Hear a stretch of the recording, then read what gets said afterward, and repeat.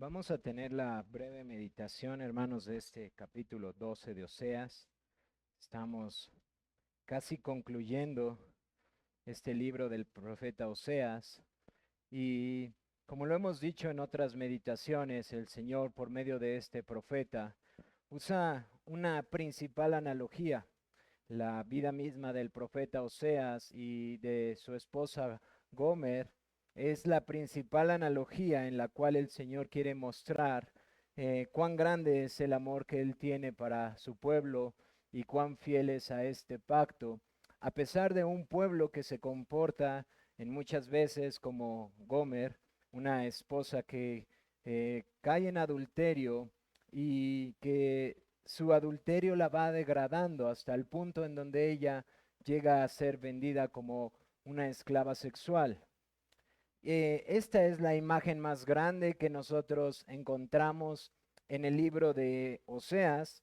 No obstante, el Señor por medio del profeta utiliza diferentes analogías e imágenes para poder hablar a su pueblo. De hecho, eso es algo de lo que nos menciona en el versículo 10, no sé si se han percatado, que él ha hablado a los profetas y aumentó la profecía y por medio de los profetas usó parábolas.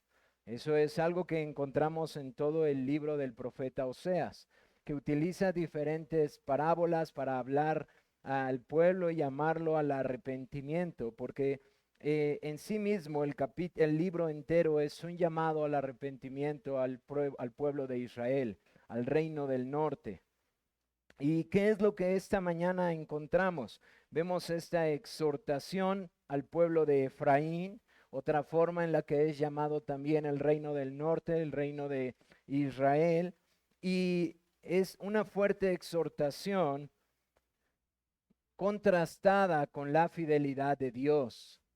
Esto es lo que encontramos de manera muy resumida en este libro, en el capítulo 12. Un contraste para exhortar a Efraín o a Israel a arrepentirse, no porque Israel tenga buenas obras, sino porque el que lo está llamando al arrepentimiento, el que lo está llamando a que vuelvan a Él, porque si no vendrá el juicio, es un Dios también misericordioso.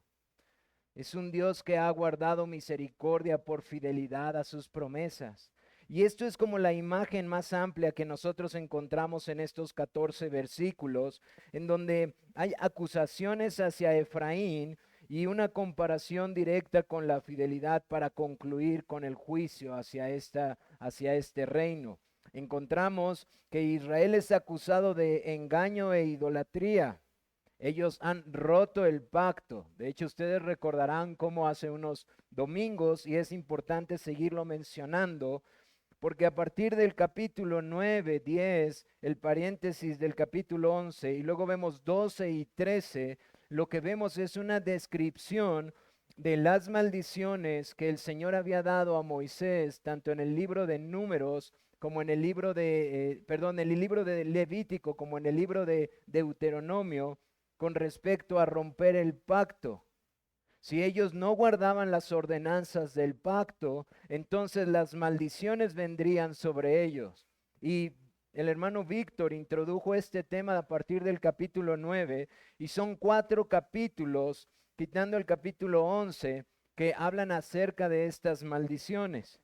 Maldiciones que son merecidas por la ingratitud, por la infidelidad, por el pecado del pueblo de Israel. Y este capítulo, como todo el libro, hermanos, es sumamente rico en teología. Aquí hay algo sumamente importante que nosotros encontramos en los primeros 2 versículos. Nos deja ver cuán grande era la debilidad del antiguo pacto. Nos deja ver que Israel es acusado de engaño e idolatría porque ellos rompieron el pacto para con Dios, un pacto que tenía un fundamento de obras y que ellos no pudieron guardarlas, y nos deja ver que el antiguo pacto tenía una gran debilidad. Es por eso que después encontramos una clarificación de este antiguo pacto, de que no todos los que descienden de Israel son verdaderamente israelitas. Pablo va a hacer esa comparación cuando está explicando la plenitud del nuevo pacto y de la iglesia al mostrar que en el Israel no todos los de Israel son verdaderamente israelitas, pero también son denunciados por la corrupción en sus acciones. Ellos muestran acciones fraudulentas. Versículo 7 y versículo 8 les habla de cómo ellos han sido injustos. Y eso nos debe de llevar a recordar cómo cuando nosotros vamos al libro de los Proverbios, una de las cosas en las que el Señor se satisface o se complace es ver que nosotros actuemos en justicia en nuestros negocios, porque Él es justo. Y aquí Israel o Efraín es acusado porque tienen acciones fraudulentas al actuar, porque ellos se comportan de manera equivocada, dice mercader que tiene en su mano peso falso y amador de la opresión. Es decir, ellos son engañosos en sus transacciones, pero también son engañosos como líderes, como jefes. Ellos oprimen a sus empleados, a sus siervos. Y esto era contrario, hermanos, si nosotros regresamos a Deuteronomio, en la aplicación de los 10 mandamientos, vamos a ver que el Señor dio clara instrucción de cómo deberían de dirigirse los negocios, y esto es una transgresión al pacto. Así que Dios los acusa por sus constantes perversiones y provocaciones a Dios. Pero ¿cómo esto es comparado con la fidelidad de Dios? Yo no sé si ustedes se percataron aquí, pero el profeta está haciendo mención de dos importantes actos. Está hablando de Jacob y también está hablando de Israel cuando salió de Egipto. Y estas dos imágenes, tanto Jacob o Israel, las quiere utilizar el profeta para hacerle ver que Dios ha sido o ha obrado a favor de ellos, no porque ellos lo merecían, hermanos, sino por gracia. En el versículo 3 al 6, el profeta les recuerda aquella historia donde el ángel pelea con Jacob y donde Jacob tiene que ser herido para hacerle quitada su soberbia, y entonces él le ruega que sea bendecido. Y esta imagen que es utilizada aquí, le está siendo utilizada para hacerles ver cómo Jacob hacía honor a su nombre hasta que el Señor actúa, le hace ver su soberbia, y entonces Jacob clama a Dios y Dios le bendice. Y cierra esta porción con un llamado al arrepentimiento, diciéndole a Israel: date cuenta que aunque Jacob luchó contra el ángel, no fue hasta que estuvo herido que clamó. ¿Y qué hizo el Señor? No lo castigó, no lo reprendió y lo hizo a un lado, sino por gracia tuvo misericordia de él y lo bendijo. Y no solamente nos muestra esta porción de Jacob, nos muestra cómo Jacob incluso huyó a Aram y Jacob seguía actuando de manera astuta. Y otra imagen que utiliza el profeta es en el versículo 13, cuando dice que por un profeta Jehová hizo subir a Israel de Egipto y por un profeta fue guardado. La intención de estas dos imágenes que el profeta está utilizando es doble. Por un lado, mostrarles cómo Dios obró por gracia para con su pueblo. Y número dos, llamarlos al arrepentimiento para un Dios que es paciente y misericordioso. Pero ¿cómo concluye esta historia? ¿Cómo llega a concluir este versículo 14? Dice: Efraín ha provocado a Dios con amarguras, por tanto haré recaer sobre él la sangre que ha derramado su Señor y le pagaré su oprobio. Y hermanos, él está diciendo: ustedes merecen las maldiciones que han de venir sobre ustedes porque han roto el pacto. Pero entre todo esto hay una esperanza, hermanos. Es decir, Él les está diciendo, yo soy justo en mi actuar porque esto es lo que corresponde a sus actos. Esto es lo que ustedes merecen. Pero fíjense el versículo 9, cuando está hablando acerca de ellos, dice, pero yo soy Jehová tu Dios desde la tierra de Egipto. Esta es la imagen que Él va a utilizar más adelante. Y aquí está diciendo algo sumamente importante, hermanos, y quiero volverlo a unir con lo que hemos estado escuchando en las predicaciones.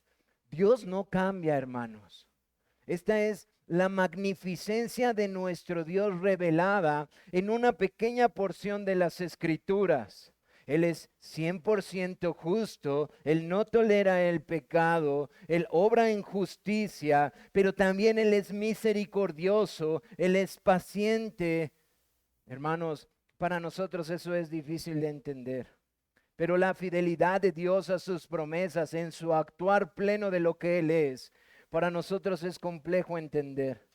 Pero nosotros debemos de mirar sus obras para poder comprenderlo y adorarlo. Y en esto quiero concluir esta mañana con esta breve meditación para continuar adorando. Nuestro Dios es fiel y es fiel a Él mismo. Él es fiel a su nombre y Él es fiel por gracia, hermanos. Él es fiel por gracia. Este texto nos muestra que Jacob fue guardado al igual que Israel al salir de Egipto, no porque Jacob mereciera ser guardado, no porque Israel mereciera ser guardado, porque ustedes recuerdan que Jacob era astuto en su actuar y ustedes recuerdan a Israel que Israel pecó en queja al salir. Él los guardó y los bendijo tan solo por gracia. Y esta mañana nosotros adoramos a Dios porque somos partícipes de esa gracia. Estamos aquí por su gracia. No porque ustedes y yo seamos merecedores del favor de Dios por nuestras obras. No porque nuestros padres nos hayan traído un día a la iglesia. No porque hayamos hecho una confesión pública de que creemos en el Señor Jesucristo, sino porque a Él le plació por gracia traernos. Así que por eso el versículo 9 puede concluir diciendo, y aún te haré morar en tiendas como en los días de fiesta. Sí, Israel, tus actos son abominables, has sido infiel y vendrá juicio sobre ti. No obstante, yo tendré misericordia de ti. Y esta es una anticipación del segundo éxodo que hemos estudiado ya en Zacarías, en donde el pueblo regresa del cautiverio. Pero es una anticipación aún mayor a la libertad que el pueblo de Dios esperaba. No una libertad política, sino una libertad de lo que ha sido el tropiezo de todos los hombres. Y eso es el pecado que mora en ellos. Así que, hermanos, esta mañana sigamos adorando a nuestro Señor, porque así por la gracia que el remanente de Israel es guardado, así nosotros somos guardados por gracia. Y eso debe de darle honra y alabanza a nuestro Dios. Así que continuemos adorando esta mañana a nuestro Señor.